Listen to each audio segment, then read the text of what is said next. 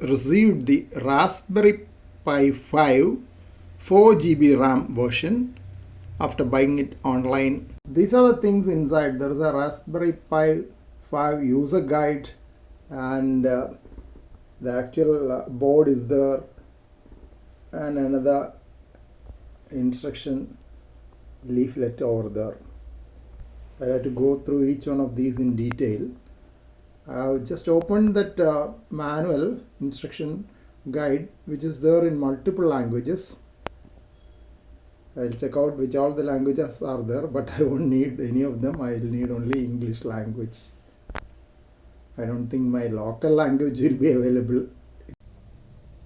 These two are two sets of USB port, USB 3.0 and USB 2.0, and this is an Ethernet or LAN port. Here you have the HDMI ports. These two are HDMI ports, but they are micro HDMI ports. So you will need an adapter to connect to a usual HDMI port. And this is USB Type-C port. You can also give power through that. Incidentally, I had plugged in my USB port, a USB plug to see whether it fits in. Then an LED got lit up here. I'll show you. After connecting the USB, there's an LED which has been lit up here. The color is now red. In between, it had changed to green also. I'll have to learn the functions of all those things soon.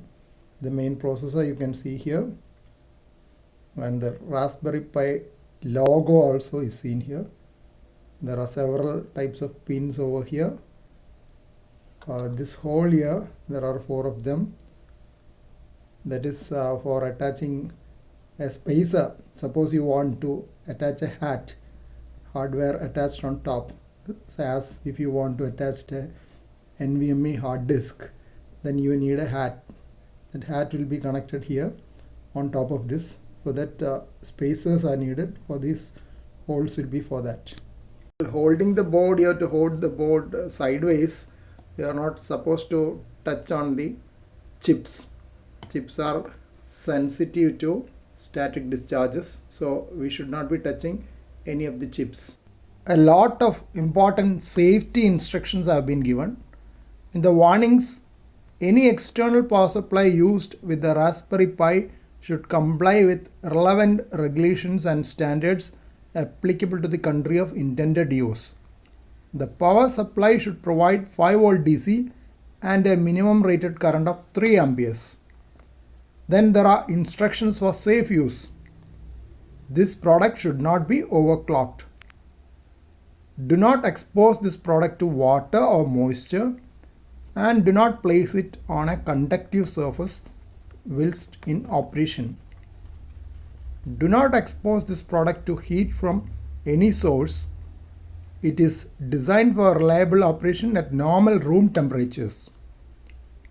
Do not expose the board to high intensity light sources, example xenon flash or laser.